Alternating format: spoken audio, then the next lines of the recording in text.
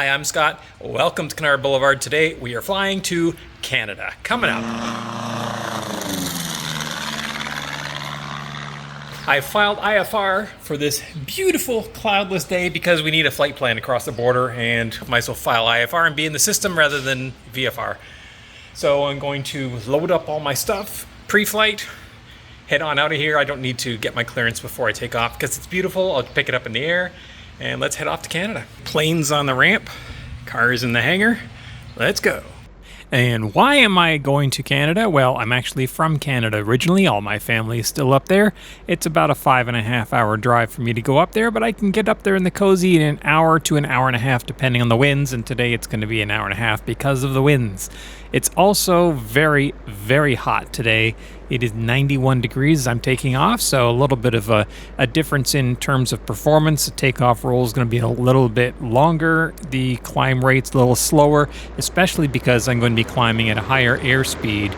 So I'm giving up some climb performance in order to get the airplane to fly faster, and the reason for that is because I need to keep the engine cooler because there's less dense air to cool it, plus that air is much hotter. That means it's a lot tougher to get the engine to stay cool during climb, and that is going to be a repeated theme throughout this trip. Run-up is complete, and we're going to taxi out and get ready to go. I left the canopy open to the last possible moment because it's really hot. Medina traffic, Cozy 797 Delta Lima, departing 27 Medina. And Medina traffic, Cardinal 708 is about 5 to the west, northwest, inbound, Medina. As I mentioned previously, I am flying an IFR flight plan today, not because I need to, but you have to have a flight plan in order to cross the border, and it's just as good to have an IFR one because that gets you through all the controlled airspace more easily. Everything's in the green. Airspeed's alive. 35, 40, 50, 65, and 70, and rotate. You're up. BX. You'll notice that I rotated at 75 knots, where I usually will start pressure back at 65 and rotate at 70, and that was intentional just because of the hot temperatures, high density altitude, and less performance coming from my normally aspirated engine on this very hot day. You're going to want to watch to the end of this video because that density altitude factors into how this trip got cut short and why. Sometimes there are limitations as to what you can do with your airplane, and this trip demonstrated some of those. Medina traffic, Cardinal 708 is going to be making a crosswind entry for runway 27 Medina. Medina traffic, Cozy 797 Delta Lima will be departing to the southeast, Medina. And I've got you in sight. He called crosswind, which is the same place that I am right now, so I checked to make sure I saw him on the ADS-B, and I saw that he was behind me. Cleveland approach, November 797 Delta Lima. Number 797 Delta Lima, Cleveland. November 797 Delta Lima is just off of Medina, looking to pick up my IFR to Charlie, November Charlie 3. Stand by. So unlike the trip I did where I took off in the fog, I'm in VFR, so I just took off and I'll pick up my clearance once I'm in the air because otherwise I have to do it on the phone. Number 7 Delta Lima, squawk 4126. 4126, 7 Delta Lima. Of course, sometimes that will bite you when they give you a long, complex rerouting that you have to scribble down and then reprogram your avionics in the air while you're trying to fly. Number 7 Delta Lima, radar contact, about 2 miles south of Medina, clear to Charlie, November Charlie 3, as filed, climb and maintain 9,000. Cleared as filed and up to 9,000, 7 Delta Lima. Number 7 Delta Lima, readback is correct, altimeter 3013. 3013, 7 Delta Lima.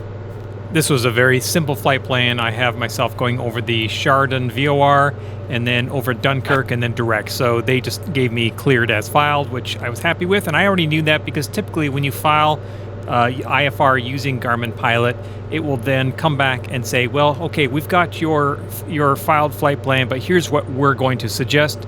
And if you just accept that, which you always should, almost always that's exactly how they clear you. Piedmont 6001, speed is your discretion at Shirk. Contact tower, take care. It's pretty hazy today. Maybe it'll clear up once I get up higher. This airplane is not the best when it comes to cooling the engine, so climbing out on a hot day like this is a really delicate balancing act between airspeed to get enough air in to keep the cylinders cool, and mixture.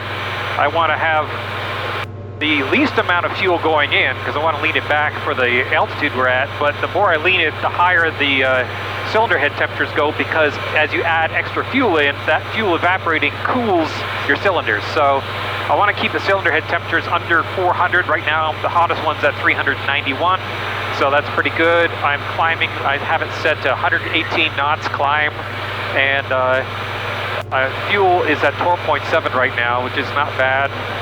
I can bring it back just a little bit and watch how the CHTs climb. And of course, once we get into cruise and our speed picks up, then it's not an issue, and then I can lean it back as far as I want, really. And of course, on cold days, it's not an issue also, because you have cold air going in there that keeps everything cool. It's just on hot summer days like this, you really kind of got to watch your CHTs. Another heat-related problem is the iPad. You can see I'm sticking my checklist over top of the iPad because the sun coming in causes it to overheat and shut down. And tried putting it up above, and that didn't work, so then I put it up against the vent to cool it down. Eventually, I just kind of propped it up closer to me so the sun wasn't on it so directly, and it was kind of a little bit out shaded by the overhead shade. It's amazing to me that in the old days when I learned to fly, I would have sectional maps all laid out in the cockpit here, and I would be tracking my VOR and making sure I'm on my radial, and then I would have to work out what direction, what bearing I needed to point the airplane in order to make sure that I was tracking correctly based on the wind. And now there's none of that. I don't even think about it. If you look right here, it knows that, hey, here's the direction I'm supposed to be going, right? It says we're right on course, the GPS en route there, and the bearing that I want, if you look over here, my desired track is 065. So that's where it wants me to be going, but you can actually see that we're actually steering 059, and that's because we have a right crosswind. And if you look right here, it tells us that, hey, you've got an 18-knot crosswind from the left and a 1-knot headwind component. So it knows all of that just based on doing the geometry on what direction we're pointed, what speed we're going, and what we're actually tracking over the ground. Because it has all that information, they can work all of that out for me, and I don't have to have a sectional laid out in here doing all the trigonometry and hard work. I just sit back here and watch it do it. Let alone this screen over here where, hey, I've got 24 nautical miles to my next waypoint, which is DKK, which is the Dunkirk airport, and my desired track is 065, my bearing is 066. I've got 41 and a half minutes until we reach our destination, 104 nautical miles. This is the time remaining until I get to the next waypoint, which is DKK. As soon as we hit DKK, it's going to sequence onto our destination, CNC3, and all this will then update. How cool is that? I can always look at the map on here as well, but I've got it over here, so no point. It's pretty cool how far things have advanced in the 35 years that I've been flying airplanes. I couldn't have even dreamed of this 35 years ago. The Avionics also gives me a glide ring that shows me how far my airplane can glide if the engine were to quit. And that tells me that I can cross the lake safely and know that I could glide to shore if the worst were to happen, I'd lose my engine. 7 Delta Lima, contact Toronto Center on 119.7. 119er, decimal 7 for 7 Delta Lima, good day. Hi. Just keep an eye out for 12 o'clock and 5 miles. There's about 3 gliders, 3 and below. Contact tower now 1250. Right, check the gliders and over tower now, Porter 470. Approach November 797 Delta Lima, descending 8,400 for 7,000. November 797 Delta Lima, Toronto, good day. The altimeter is 3015, and what are your intentions into Brampton today? 3015, and it'd be full stop in Brampton, likely visual, 7 Delta Lima. Rider 7 Delta Lima, IFR, I'll have to keep you clear of Pearson until we get a beam in north of Pearson Airport. So for now, just fly heading of 340, descend 4,000 feet when you're ready.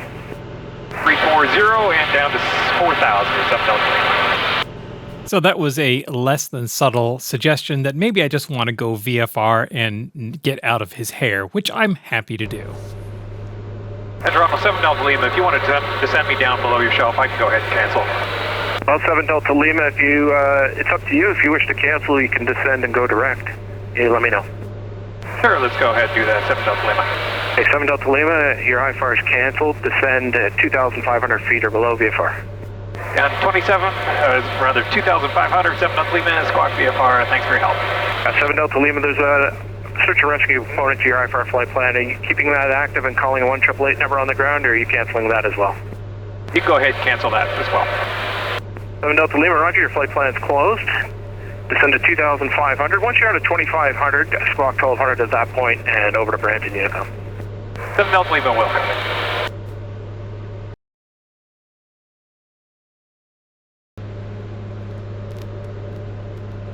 Brampton traffic, Cozy 797 Delta Lima is on the 45 at the left downwind, runway 33, Brampton. Brampton traffic, Echo Papa Direct, turning final 33, touch go. That sound is the sound that it makes when I disconnect the autopilot.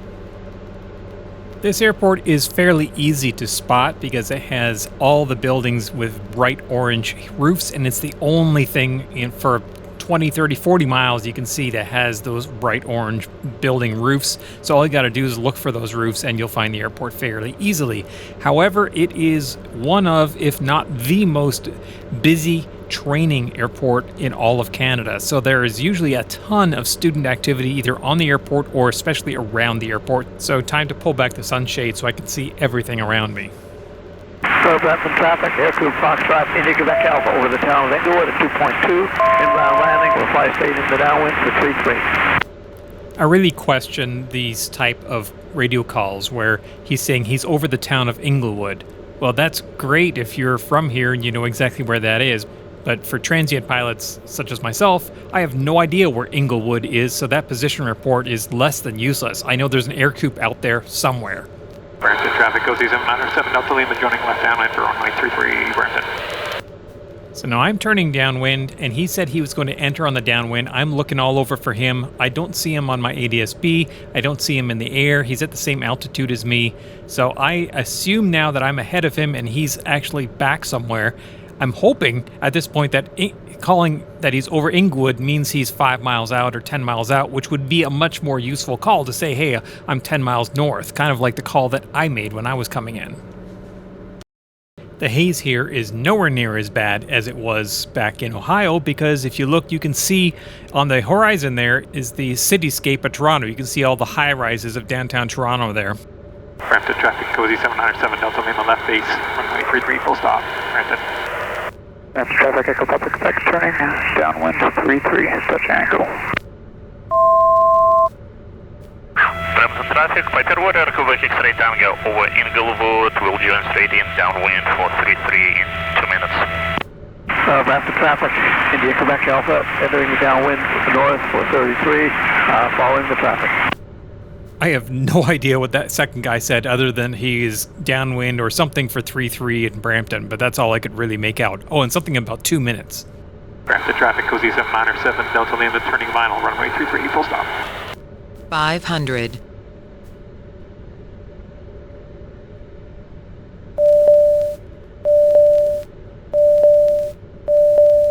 That's my landing brake overspeed warning. I have it intentionally set 5 knots low so that instead of telling me, hey, you just oversped your brake, it tells me, hey, you're about to overspeed your brake, watch your speed. So it's annoying, but in order to get it to make that noise, I have to have it set up as a CAS alert rather than a warning.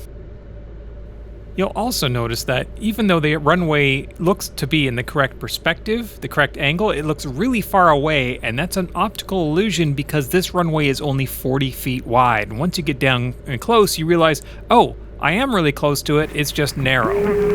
Brampton traffic, Bravo Foxtrot Romeo lining up 334 circuit. 502. Definitely some bumps on this runway, especially going across this other runway, and you can see I'm trying to turn off the fuel pump here and getting bounced around a bit. The reason I'm coming here is, of course, to see friends and family. My parents are here at the airport. I've talked about in other videos how my father has been a pilot his entire life, can no longer fly, but loves airplanes, loves everything about airplanes, so he's standing on the ground watching me come in, and he's very excited to see Brampton that. traffic, Cozy 797 Delta Lima, clear of 33, Brampton. So as I come up, I see there's another airplane that's coming towards me, so I'm just going to pull over into the circle here to allow him into the circle so then I can sneak past him and get over to the parking area where my parents then come out and help me get all the bags out. Then I tied it down and put the airplane to bed until it was time to go home on Sunday. Eventually. The original intention of this trip was to come up on the Friday, spend Friday and go out with my parents and have dinner. Saturday, I was seeing an old friend of mine who was in town from Australia, who I rarely get to see, so it was really a great opportunity to see her. Sunday, again, was going to see my parents, maybe a couple friends, and then the intention was that I was going to go home, fly home, maybe like 8 o'clock on Sunday night when things had gotten nice and cool. That got thrown totally out the window, and let me explain what went wrong, because boy did things go wrong. First off, I was going to fly back into Erie, Pennsylvania. That was typically where I will enter and do my customs clearance coming back into the US. So when I called them up and said, hey, I want to come in at 9 p.m., and I did this on the Thursday before, I couldn't do it on the Friday because that's July 4th and they're out. You can only book Erie, Pennsylvania on business days, weekdays. You can't book them on the weekends. You can get them to come out on weekends, but you have to do that the week before in the business week. In any case, so I called them and said, hey, I want to come in on Sunday at 9 p.m., and they said, no. The guy said, I'm short-staffed. It takes 45 minutes to get an agent out of the airport.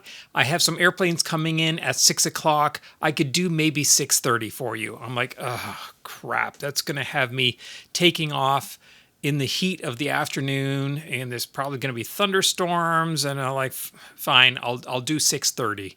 Because at this point, you'd really have an option because it's the only game in town. Okay, so now I'm going to see my friends and family, and I'm not going to have dinner with them on the Sunday. I'll maybe have like an early dinner, and then I'll head off to Erie, and go home from there. Saturday night, I'm looking at the forecast, as you do. You're planning to fly the next day, so I'm pulling things up, and I am not liking what I'm seeing. And the reason is because A, it's going to be really hot, like 92, 93 degrees, which means the performance of my airplane is really degraded. And more importantly, I cannot get off the short runway at Brampton where I've gone in here. They have two runways. They have one north-south that's 3,500 feet, and then they have a east-west that is only 2,500 feet. And if it's 91, 92 degrees, I need more than 2,500 feet to safely get off the ground. And the forecast for the density altitude when I was going to be leaving was about 5,000 feet. And that's the effective altitude that the airplane thinks it's flying. The air is much less dense when it's hot and humid, and so the airplane performs as if you were up at 5,000 feet. So it climbs slower, it accelerates slower, your engine makes less power. And because of that, there are performance charts in the airplane manual that tell you, hey, if this is the density altitude, then here's the performance you can expect. So I actually had those out, and I'm looking at these and thinking, okay, well, I can't get off that runway if the density altitude is that high.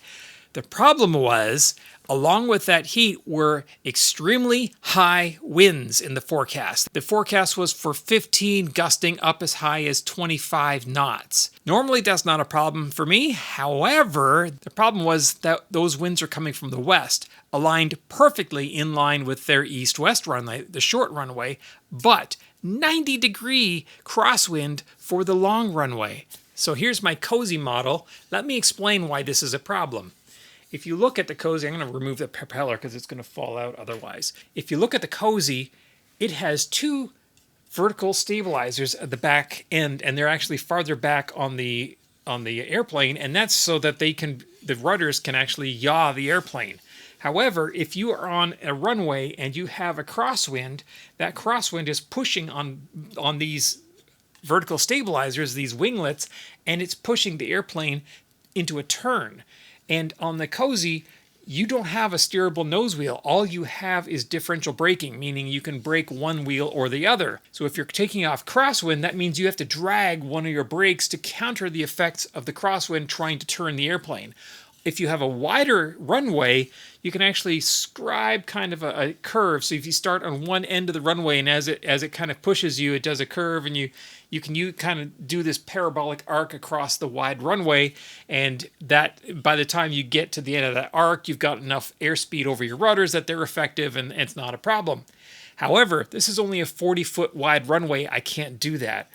And if I have to drag a brake on takeoff down that long runway in order to counteract this extremely strong and gusty crosswind, I don't know if I'm going to be able to get off the runway by the end, because there are no performance charts for, hey, you're dragging your brake. Also, the gusts of the crosswind is exceeding the crosswind capability of this airplane. So taking off on the crosswind runway in that heat with those winds is absolutely a no-go. And taking off on the short runway in that heat is also a no-go, because I won't get off in time at the end of the runway. I probably would, but it's going to be really close, and there are obstacles at the end of that runway. So what are my options? Well, I don't really have many. I started looking at maybe coming home on Monday, but the Monday they were calling for thunderstorms and rain showers, so that's not really good. So the only option I have left is to go early in the morning on Sunday before it gets too hot and before the winds really pick up. So that's what I had to do. We got another problem. My customs appointment is for 6:30 at Erie. Erie office, there's nobody there, but I can call the 800 number and say, hey, I can't get in there. Cancel that, but they can't reschedule it because it's not a weekday. So I can cancel my Erie appointment. Now what do I do? Well, that means I have to go into Buffalo, because Buffalo has a 24/7 staffed CBP office. So I'm going to have to replan to Buffalo. So I call Buffalo, and this is happening all very, very early, 7 o'clock in the morning on Sunday. And I called them because they opened at 7, and I said, hey, I need to come into Buffalo. Here's what's happened. They said the earliest we can get you in is 9:20 because we have appointments already. I'm like, fine, that's great, but it's not really great because it's only about a 30-minute flight because I have these strong winds blowing me down there.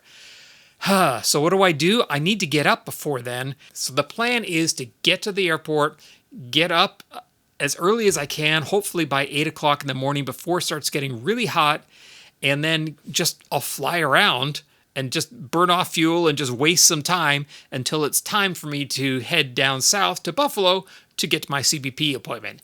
And that's where the video starts for today. It's just after 8 o'clock. I am taxiing out, and I realize there is a student in a 172 right behind me, and here's the whole short line for the runway, so I'm going to angle a little bit so that when I do my run-up, I'm not blasting that poor kid behind me on the 172. Before I do my run-up, I'm going to close up the canopy and get the airplane basically ready to go. I like to do the run-up once the airplane is actually in the configuration to take off. Brampton traffic, Cozy 797 Delta Lima departing 26 Brampton. It's already quite a bit hotter than I had hoped it was going to be. It's over 85 degrees. I know the book says that the airplane will do it. There's this little thing in the back of your mind that, hey, what if something goes wrong here? So I am taxiing right to the very threshold of the runway, and I'm going to throttle up here and look at all my numbers and make sure I am making the maximum amount of power possible. I'm actually leaning the engine back because of the higher density altitude to get the highest possible RPM to make sure this thing is going up. In the green, and away we go. Traffic Golf Foxtrot Sierra Papa, lining up runway 26 and departing. Airspeed's alive. There's 40. And 50. There's 60. And 70 and rotating. Lots of room left. I came off at about 1,500 feet, so that's about 1,000 feet remaining, and I was well over the obstacles that are at the end of the runway. I did not fuel up before I left. I have more than enough fuel to get home, so there was no point in just adding extra weight to the airplane. I also had less stuff in the airplane than when I arrived. And rapid traffic, Cozy 797 Delta Lima departing to the west. It is 8 o'clock in the morning. I'm off and obviously had no problem getting out of there, but I have some time to kill, so I'm just going to fly around. And I flew over to Rockwood because my brother lives in Rockwood, and I thought, well, you know, I'm just going to circle around his house and maybe he'll hear my odd sounding airplane, because my airplane does sound a bit different than other airplanes when flying around. One interesting thing was, even though the air was very, very smooth, I hit some turbulence while I was up there, and I realized that as I was circling, I had gone around and actually encountered my own wake, kind of like when you drive a boat in circles on water. That was kind of cool. And after I killed about 20 minutes flying around and just killing time, I decided it's probably about time to call up Toronto and head towards Buffalo. I can pull my speed back. It should be all right. Hey, good morning, Toronto. November 797 Delta Lima 5 west of Brampton, looking to pick up my IFR to Buffalo. November 797 Delta Lima, Toronto Center, hello, squawk 0, correction, 6343, maintain BFR, please. 6343, remain BFR is 7 Delta Lima. This is where my plan went a little bit awry, because I had figured that now that it's 8:20, my appointment's in almost exactly an hour at 9:20, I will be able to fly down to Buffalo. It should take about 45 minutes if I pull my speed back. That gives me time to land, taxi over to Customs, and I should be about right on time for my appointment there at the Buffalo Customs, and they do want you fairly close to your appointment time. So let's see what happens. 797 Delta Lima, you're identified 2,400. Cleared to Buffalo via radar vectors. Fly heading 210, maintain 3,000, please. 210 and 3000, 7 Delta Lima, cleared via radar vector, 7 Delta Lima. 7 Delta Lima, thanks.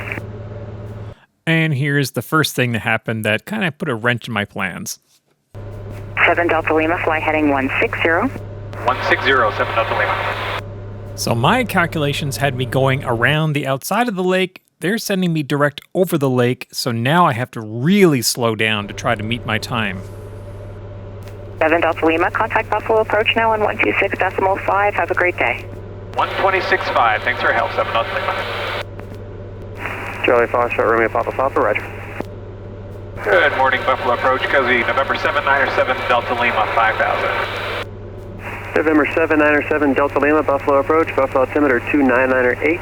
Information Victor is current, expect runway 23. 29908, I have the weather, and we'll expect 23, 7 Delta Lima. So here's my problem. I'm pulled my speed back to about 100 knots, as slow as I really want to go, but I've got a 30-knot tailwind behind me that's pushing me faster and faster, which is getting me there sooner than I want to. November 7 Delta Lima, Buffalo 2 o'clock, 8 miles, report the field in sight. 7 Delta Lima, field in sight. November 7 Delta Lima, cleared visual approach, runway 23, contact tower 120.5. Cleared visual approach for 23 and over to tower, 7 Delta Lima. Buffalo Tower, November 797 Delta Lima with Victor on the visual 23. Airport 29, I show you off 23. 29's off 23. November 797 Delta Lima, Buffalo Tower, good morning, the wind 220 at 11, runway 23, clear to land. Clear to land, 23, 7 Delta Lima. And 29's down the access road. 29, thank you. Now, they give me a long, gradual approach, just like they give the big jets, and that means I'm going to be sitting in a bunch of mechanical turbulence as the heat is causing that rising air off the ground, and I get tossed around a little bit. And I gave the people in the little 737 there, you know, that little airplane sitting down there, I gave them a good show as I was landing in that weird-looking airplane that I'm sure not many of them have ever seen before.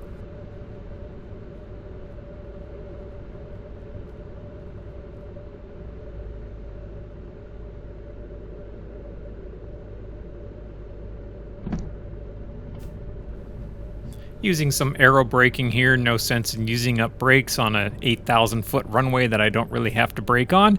However, they do give me an exit that I do end up having to use brakes for at the end here. November 7 Delta Lima, you can turn right on runway 14 or Delta, whichever you can make, remain this frequency. All right, right on Delta, remain on this frequency. 7 Delta Lima, and we're going to customs as signature. Roger, sir.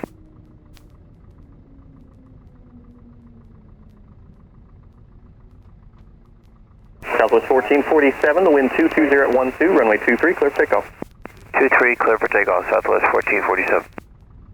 November 7 Delta Lima, continue on Delta, turn right Delta 3, Quebec, cross runway 14, and customs we believe is the brick building on the ramp there. Right, Delta 3, cross 14, and then Quebec to signature, 7 Delta Lima. And 7 Delta Lima, if you don't mind, what's that type aircraft? It's a Cozy. It's a 4-seated Rutan. Okay, pretty unique looking, sharp looking aircraft there. Thank you. Yeah, there's not a whole lot of them around. Yeah, this is definitely the first time I've seen one. So as I get my canopy up, because it is ungodly hot, if you notice when I was getting my ground taxi instructions, I was scrolling. I have my Garmin Pilot down there, and I had the Smart Charts airport diagram on there with all the taxiways on there. So as he was reading me the instructions, I was following on the chart exactly where it was that he wanted me to go, which is much easier to read it back. I don't have to actually write it down, because once I've got it in my head, okay, here's the way he wants me to go, all I have to do is then read back that directions. And it's not just reading back a bunch of random letters that I'm trying to recall from that he streamed off to me very quickly. Instead, I know where I'm going on the chart, and I just read that back to him, and it makes it so much easier and faster. So that's a tip for people like myself who have trouble remembering when they're given ground taxiing instructions that have like 9 different steps in them. Just follow it on the chart, get it in your head, and then just read it back from the chart, and it's so simple. So here I'm taxiing up to the signature ramp, which is where customs is in Buffalo, and I know I'm going to pay through the nose for this. I hate signature, but hey, I didn't really have an option here. Last time I flew into this airport, they charged me $100. This time they charged me only $43, so I guess that's better than $100. But still, for landing at an international airport, I suppose it's not bad. But for the services they provided, which was zero, they didn't even have free cookies, $43, come on. A few moments later. Buffalo clearance delivery, November 797 Delta Lima, looking for my IFR to Cleveland. 19, Christian 797 Delta Lima. Verify you're going to 1 Golf 5. 7 Delta Lima, affirmative. 7 Delta Lima, cleared to 1 Golf 5 airport via flight runway heading, radar vectors as filed, maintain 8,000, departure frequency 126.15, squawk 5271. All right, cleared runway heading, then radar vectors, and then as filed, altitude 8,000, 126.15, and 5271 on the spin founder. 7 Delta Lima, read back correct information, whiskey current, contact ground for taxi. 7 Delta Lima. Hey, ground, November 797 Delta Lima at signature with whiskey, ready to taxi. November 797 Delta Lima, runway 23, taxi via Quebec, turn left on runway 14, hold short of runway 23 on runway 14. All right, taxi via Quebec, left on 14, hold short of 23 on 14, 7 Delta Lima. Wind Cessna 7 Juliet Sierra, wind 230 at 14, gust 21, runway 23, clear for takeoff. I got through customs very quickly. They're always quick and efficient, and it was a bit weird taxiing down the middle of a giant international runway, almost like back taxiing at an international airport. And then they cleared a jet to take off in front of me, so I thought, I'll film that. So now you get to watch a Airbus A220, I don't know, all the Airbuses look the same to me. November 7 Delta Lima, cross runway 23, turn left on Alpha. Cross 23, left on Alpha, 7 Delta Lima. Now listen to my engine stumbling. It's very unhappy, and the reason for that is called vapor lock. So there are fuel injection lines sitting on top of the cylinders, and when you're just sitting there and all that heat is coming up off the cylinders, it bakes those fuel injector lines and it vaporizes the fuel inside them, and that's what you end up, the engine doesn't run well off fuel vapor, it wants fuel, so that's why you hear that stumbling at idle and low RPM. But when you add power and the fuel pump pressurizes those lines, the vapor lock goes away and the engine runs normally, then you can fly and take off where you get cooling on the cylinders. Breaker 3508 Buffalo Tower, good morning, wind 230 at 13, gusting 21, runway 23, clear to land. Clear land 23, break area 35, sorry. Tower 797 Delta Lima is ready to go 23. November 797 Delta Lima Tower, runway 23 clear for takeoff, arriving traffic 9 miles out. Clear for takeoff, runway 23, 7 Delta Lima. What luxury it must be for people to have their airplanes based at these large airports with 8,000, 10,000 foot runways where runway length is never even a consideration. You know that no matter what, you have lots of room. You never have to worry about density altitude. You never have to worry about brake effectiveness. You just go and you're using what big jets use, so you've got all the runway in the world.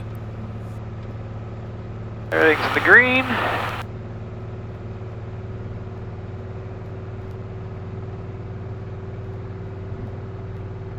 It's 60, 55, and rotate. You're up. Force of habit putting gear up as soon as I have positive rate. I technically could have left it down for quite a while. I probably could have taken off, landed, and then taken off again on this runway before putting the gear up. Also noticing how much room there is in between my mouth and the microphone of this Lightspeed Delta Zulu headset, and I'm constantly getting cockpit noise on my microphone signal. And if you notice, I've gotten in the habit of like reaching up and shoving the mic against my mouth so I get a clear signal when I'm transmitting. That's not good. I should actually have that right up against my lips and it should stay there, but it never seems to, and it's probably one of the main complaints I have about this headset. The other one is the actual software that runs it. It's not the greatest, and I ended up not using it at all just because it doesn't work very well.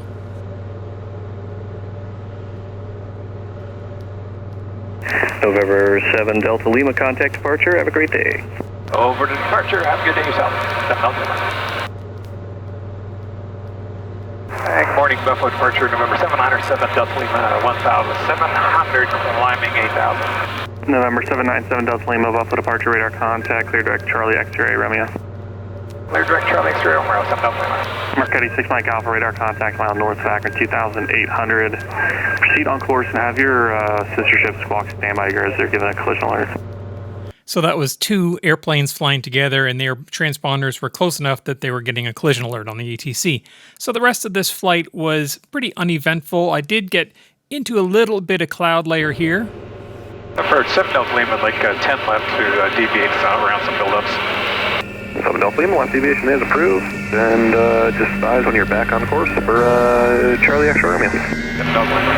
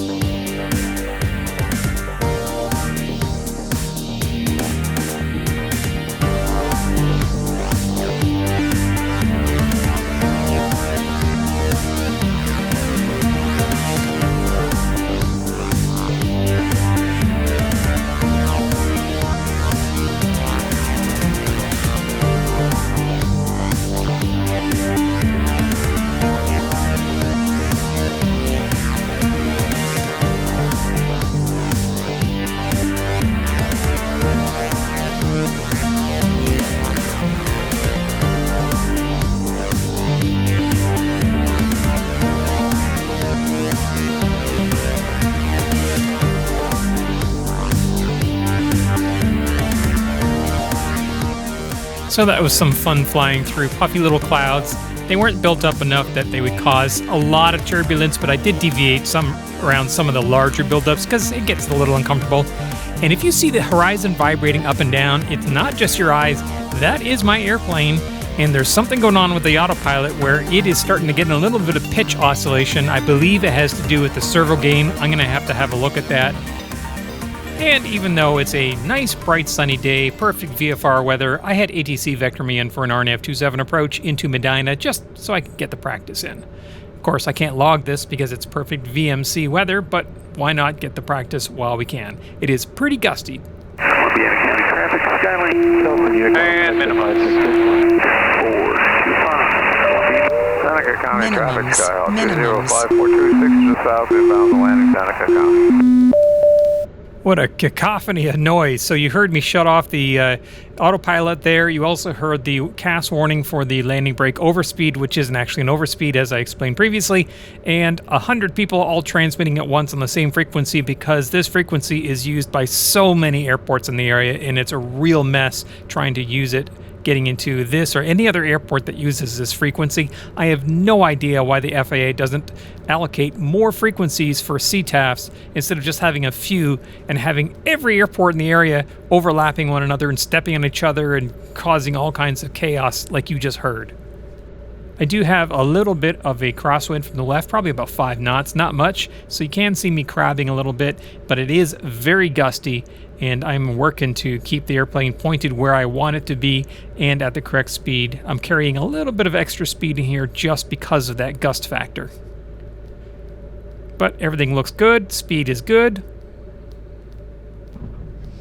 Not a terrible landing. I didn't hold the nose off to get much air braking, but I was down enough that I didn't really have to use much in the way of brakes, and I didn't use anywhere near the runway that I had available. Much better. Watch out, little groundhog. There are so many groundhogs living on this airport. Midnight traffic, Cozy 797 Delta Lima, back taxiing 27. See, you don't run out of brakes when you don't land too fast. That's a reference to my previous video where I landed on the short runway and touched down to 80 knots and ran out of brake before I got to the end of the runway. Not good. So I did notice in watching this video that I have a lot of control movement that I'm not even aware that I'm doing when I'm landing the airplane. Midnight traffic, Cozy 797 Delta Lima, clear 27, Madonna. I actually talked to my father about that, and I thought it was kind of interesting that the control of the airplane is subconscious. I'm not aware, I'm not telling my hand, hey, go left, go right, up, down. It's entirely just thinking, where do I want the plane to go? And somehow my hands and feet just do what is required in order to make the plane do that. And it's not until I watch these videos back that I realize that I'm actually moving my hands and feet quite a bit, and I'm not even aware of it until I actually look at the video. I'm like, wow, that's pretty cool that I can do that. I guess that comes from 35 plus years of flying, but still, it's kind of cool to see. And as I taxi along on this bumpy, rutted taxiway at Medina, that brings us to an end of this video. I wanted to thank you for coming along on the ride with me to Canada and back, and of course, the challenges that I encountered on that ride back. If you have any questions, comments, or suggestions, please leave them in the comments section below. If you like this kind of video, click like. And as I taxi up to the fuel pumps, if you'd like to see more videos like this, please subscribe to the channel. It really helps me out, and then you get notified whenever I post a new video, which is usually every Saturday. Thanks for watching.